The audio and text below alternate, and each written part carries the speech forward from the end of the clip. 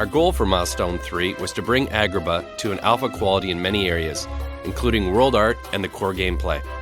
Agrabah can be played from beginning to end with all story and character beats included. Go now, we should. It can be accessed through the command line, but work is underway by Avalanche and UFG to make it available from the Kingdom's town. Jasmine, nice timing, as usual. As well, the companion AI and cameras are still in development, as are the cinematics in a basic first-pass state. Great job, little genie guy. We recorded UFG employees as placeholder voices for all the core Agrabah characters. Sense doubt, I do. Not being truthful, are you? Agrabah is made up of 4 key areas: the palace exterior, the dungeons, the palace courtyard, and the interior of the palace itself. Oh, come on!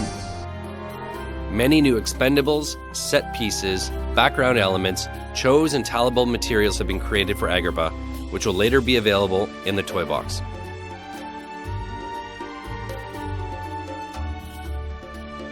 Our mission starts after the S-curve, in front of the palace steps. The first interaction between Yoda and Aladdin is in place, as they use their talents to help the player progress through the level. After dropping through the cave entrance, the player arrives in the dungeon and sees a recreation of the art style inspired by the classic film. In this section, Aladdin demonstrates how to use the infinity buttons, which trigger traps and doors. Don't worry, the switch will open it up.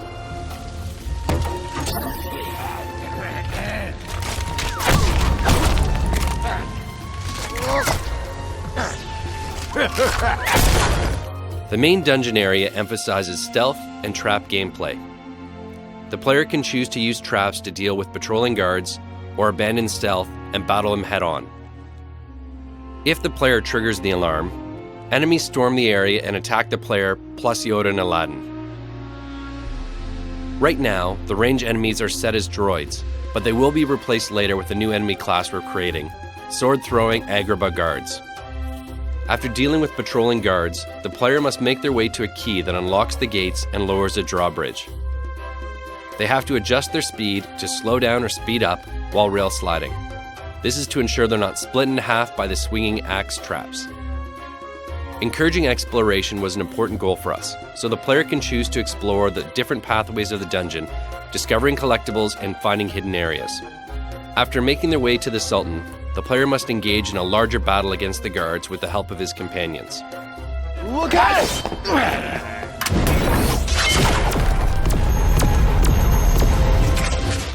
After defeating the enemies, the player and his companions stand atop the palace walls, and we get our first look at the Star Wars Imperial forces that have invaded the palace. There, the Temp Jafar model makes a trade with the Empire for their support. Wait, they've captured Abu! But why is he an elephant? Beware! Over there, our enemy is. And there's the Scarab! He's trading it for that strange device! We're too late! The next phase of gameplay requires the player to escort and protect Elephant Abu and make their way to the front entrance of the palace. Tuning of the turrets is still in progress.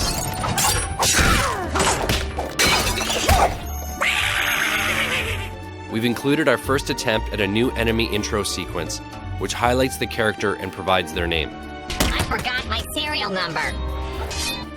After defeating the Imperial enemies and escorting Abu to the gates, Jafar makes the transformation into a giant snake.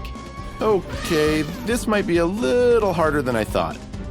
The player must now do a 3D side-scroller to ascend to the top of the palace while avoiding strikes from giant snake Jafar and counter-attacking to open the way forward. The boss fight sequence is at a first playable state and still requires a lot of tuning and polish. It will be completed for Milestone 4. Upon reaching the top floor, Aladdin engages Snake Jafar to keep him busy. During this time, the player must confront a horde of Imperial enemies in order to disable the battery shields to gain access to Jafar's scepter.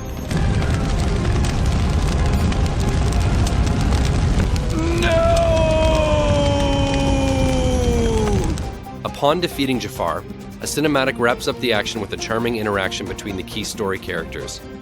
At this point, the player will be released into the courtyard to enjoy playground gameplay and side content. There are various levels of secondary content available, but appropriate rewards and polish will be addressed in future milestones. Overall, our goal for Milestone 3 was to get all of the key gameplay moments and character interactions in place, so that we can collectively review the mission with respect to length of time, size of level, and scope in general. With the companions, we are pushing to make interactions that are unique to them, memorable and charming, while still staying true to their character. Whoa! Strong in the force, I am. Nice.